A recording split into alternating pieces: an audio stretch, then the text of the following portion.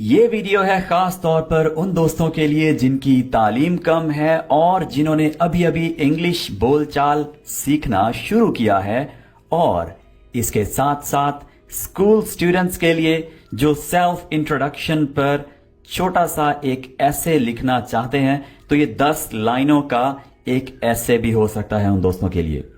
हमारे साथ यूं ही बआसानी उर्दू से इंग्लिश सीखते रहने के लिए जल्दी से हमारे चैनल को सब्सक्राइब कीजिए और बेल बटन को भी प्रेस कीजिए ताकि आपको हमारी आने वाली वीडियोस के नोटिफिकेशंस मिल जाया करें। आइए दोस्तों, बिला ताखीर हमारे आज के लेसन का आगाज कर लें। दोस्तों, इंग्लिश में अपना इंट्रोडक्शन करवाने के लिए सबसे पहली चीज आ जाती है नाम बताना। तो नाम बताने के लिए हमारे पास 2 सिचुएशंस होती हैं। पहली है जहां पर आपकी बातचीत करने में थोड़ी सी लिमिटेशंस हो, यानी जैसे हम टीचर के साथ बात करते हैं तो हमें थोड़ा सा ख्याल रखकर थोड़ा सा एहतराम से बात करनी होती है, ठीक है। इसी तरह से पेरेंट्स के साथ और उन अनजान लोगों के साथ जिनके साथ हमारी पहली दफा बातचीत हो रही है और हमें थोड़ा सा ख्याल से ध्यान से बात करनी होती है, ठीक है। यानी हमें इज्जत और एहतराम करना पड़ता है, लिहाज रखना पड़ता है वगैरह, ठीक है। तो उनके साथ आप बातचीत करते हुए कैसे अपना नाम बताएंगे? My name is, hello my name is Asim. दूसरा तरीका है नाम बताने का वही आई एम आसिम, ठीक है।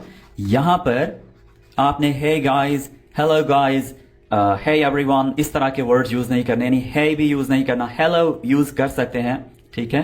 और अब दूसरी सिचुएशन आ जाती है इनफॉर्मल, यानी ऐसी सिचुएशन जहां पर आप खुलकर बातचीत कर सकें। तो वहां पर आप लोगों को कुछ इस तरह से मुखातिब करते हैं, Hey guys, hi everyone, hey, hi, hello। आप इन सब की बजाय इनको छोड़ दें, सबको छोड़ दें, सिर्फ हेलो या हाय याद कर लें। हाय एवरीवन भी अच्छा है, ठीक है। सो आपने क्या करना है जी, हेलो, उसके बाद आप अपना नाम बताएंगे कैसे? I am Asim. इसी तरह से Hi everyone, I am Asim. Hey, I am Asim. ठीक है। अगर आपने ऐसे लिखना है तो उसमें आप ये वाला जो सेंटेंस है यूज करेंगे, ठीक है। My name is Asim. Okay ji. लिखने में यानी स्कूल कॉलेज यूनिवर्सिटीज की जो राइटिंग्स होती हैं उसमें आप इनफॉर्मल लैंग्वेज यूज बिल्कुल भी नहीं करते, ठीक है। आप फॉर्मल लैंग्वेज यूज करते हैं जी। नेक्स्ट है कि पेरेंट्स क्या करते हैं जी। यहां पर आपने बताना है my father is a, my father is a, उसके बाद आपने बताना है वालिद का प्रोफेशन, ठीक है। Okay, my father is a school teacher. उसके बाद आपने लगाना है एंड, और फिर वालिदा के बारे में बताना है my mother is a and my mother is a, और उनका प्रोफेशन, ठीक है जी। तो मेरे वालिद एक स्कूल टीचर हैं और मेरी वालिदा एक नर्स हैं। ओके जी, आगे बढ़ते हैं। तालीम के बारे में कैसे बताना है कि आप कौन सी क्लास में पढ़ते हैं? तो आपने बताना है कुछ इस तरह से, आई एम इन, इतना बोलकर लिखकर आपने फिर कहना है क्लास, और फिर जो आपकी क्लास हो। यहां पर आप 1 कह सकते हैं, 2, 3, 4, जो भी क्लास हो, ठीक है।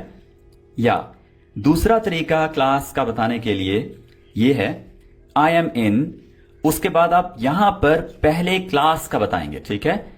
8th, 7th, 5th, ठीक है, 4th, यानी आप इन सब के साथ TH लगाएंगे, फर्स्ट के अलावा और सेकंड के अलावा। फर्स्ट, ठीक है, सेकंड के साथ ND हो जाएगा, थर्ड के साथ RD हो जाएगा, ठीक है।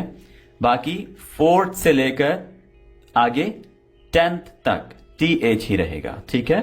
ओके, सो आपने इन सब के साथ इस तरह से ये लगाने हैं, ठीक है। और उसके बाद क्लास, या आप कह सकते हैं स्टैंडर्ड। इंग्लिश में उम्र बताने के लिए हमारे पास हैं ये 2 सेंटेंसेस, आई एम, और उसके बाद आपने बताना है कि कितने साल के हैं आप। 7 years old, ठीक है। ये लफ्ज होगा ईयर्स, 7 years old। या आप एक छोटा सा सेंटेंस इंग्लिश बोलचाल में यूज कर सकते हैं, आई एम 7, ठीक है, ये भी इंग्लिश बोलचाल में यूज कर सकते हैं, लेकिन ये खास तौर पर आप राइटिंग में जरूर यूज कीजिए, ये मत यूज कीजिएगा राइटिंग में, ठीक है। यानी अगर आप ऐसे लिख रहे हैं तो आप ये वाला यूज करेंगे, right. Okay, so I am 7 English speaking में यूज करेंगे ये। कहां रहते हैं या कहां से हैं ये बताना सीखते हैं जी। इसमें हमारे पास 3 सेंटेंसेस हैं। पहला है जिसका मतलब ये होगा कि मैं फला सिटी से बिलोंग करता हूं। आई बिलोंग टू, यहां पर आप सिटी का नाम बोल देंगे, ठीक है। इसको याद कर लीजिए, आई बिलोंग टू मेरा ताल्लुक है। आई एम फ्रॉम, मैं से हूं, कहां से हूं, यहां पर सिटी का नाम बोलेंगे आप, ठीक है। या आई लिव इन, ठीक है, उसके बाद यहां पर आप सिटी का नाम बोलेंगे, right. Okay, I live in Khanewal with my parents, ठीक है। ओके, विद माई पेरेंट्स यहां पर ये इजाफी है, यहां पर सिंपली आप इतना बोलें क्योंकि आप यहां पर सिर्फ और सिर्फ जगह बता रहे हैं रिहाइश की, तो आई लिव इन खानेवाल। ओके, अगर आप ऐसे लिख रहे हैं तो कोशिश कीजिए ये वाला सेंटेंस यूज कीजिए, यानी थोड़ा सा आपका सेंटेंस डिटेल होना चाहिए, ठीक है। Okay, I belong to Khanewal, I am from, ये फ्रॉम होता है, ठीक है, फ्रॉम ना कि from. Okay, I am from Khanewal, I live in Khanewal. Okay, मुस्तकबिल में क्या बनना चाहते हैं ये बताना सीख लेते हैं जी। सिंपल सा सेंटेंस है, माई एम्बिशन इज, एम्बिशन होता है मकसद, जिंदगी का मकसद। माई एम्बिशन इज, मेरा मकसद है, टू बिकम, बनना, अ सक्सेसफुल बिजनेसमैन, एक कामयाब कारोबारी बंदा, ठीक है, कारोबारी शख्स जी। तो आप अपने बारे में बताना चाहते हैं तो यहां से शुरू कीजिए, my ambition is to become, इसको याद कर लें, my ambition is to become आगे डॉक्टर लगा लें, ठीक है, बहुत सारे लोग हैं जिन्हें डॉक्टर बनना है। Okay, doctor, engineer, software engineer, YouTuber, right, और कुछ भी, जो कुछ आप बनना चाहते हैं, right. My ambition is to become a successful businessman, ठीक है, ये मेरा है। ऑल राइट, पसंदीदा शख्सियत कौन है जी आपकी, इस बारे में आपने बताना है। अगर आप ऐसे लिख रहे हैं तो आपके पास ये एक सेंटेंस ऐड हो जाता है, ठीक है। ओके, वैसे भी हमें अक्सर इस तरह के सवाल पूछ लिए जाते हैं जी कि आप किसको पसंद करते हैं सबसे ज्यादा, आइडियलाइज किसको करते हैं, ठीक है।